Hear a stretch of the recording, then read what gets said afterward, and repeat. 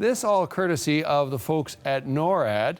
It's the North American Aerospace Defense Command. They're helping us track him, and the folks at NORAD are joining us now. One of them anyway, Lieutenant General Christopher Coates, and he's at the headquarters near Colorado Springs.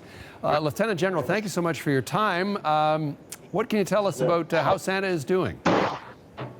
Well, good morning and Merry Christmas to all your viewers. Well, it seems like a pretty typical day for Santa. I've been with NORAD for some time now and tracking Santa this time of year for a few years. And yep, he started his travels about 3 hours ago, and we started tracking him and reporting to all the people that call in about 2 hours ago. And so far, everything looks pretty good. He's visiting a whole bunch of homes, delivering lots of gifts, and we're able to keep track of him with our satellites at this time. So everything's right on track.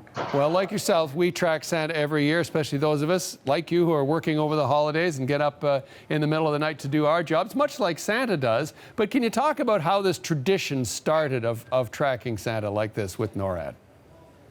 Well, I guess we're in our 64th or 65th year of tracking Santa. And back in the mid-1950s, there was a Sears ad published in a local newspaper, and the phone number was wrong. And it ended up ringing in the operations center of the organization that became NORAD. It was called Continental Air Defense Command. And the colonel on the phone at the time picked up the phone, and there was a small boy asking to talk to Santa, because that's what the ad said, call this number to talk to Santa. It was the wrong number. There were only about 3 people in the world that were supposed to have that number. It was like a super secret number. Anyways, the colonel played along, and a tradition started. There were a whole bunch of other people that called after that because the number was in the newspaper, of course. And we picked up on that, and it's become the tradition that it is today. I'm a little surprised no one's made a movie about that at this point, because it certainly sounds like it has all those elements of a Hollywood story. But from what you know about Santa's flight plans, how does he decide to start and where every year? What goes into that decision? Yeah, we don't know. We don't know where Santa goes. We can track him and try and escort him when he's in North American airspace using our fighter aircraft. But it looks like, based on years of doing this, that he starts at the international date line and then moves his way around the world.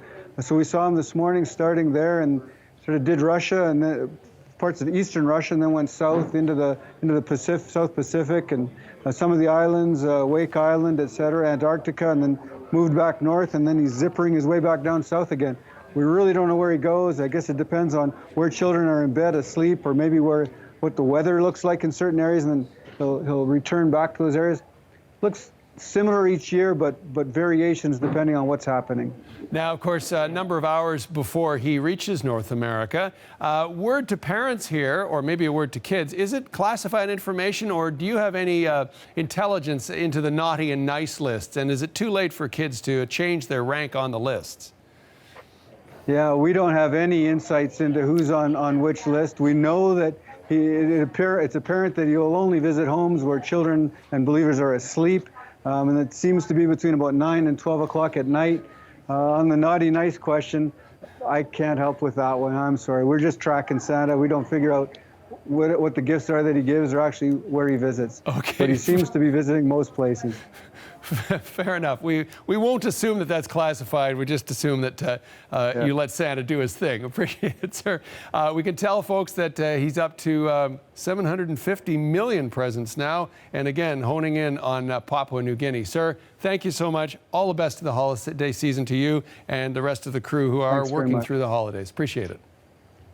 Thank you. Merry Christmas to you all. Absolutely. That was Lieutenant General Christopher Coates, and he joined us from NORAD in Colorado Springs.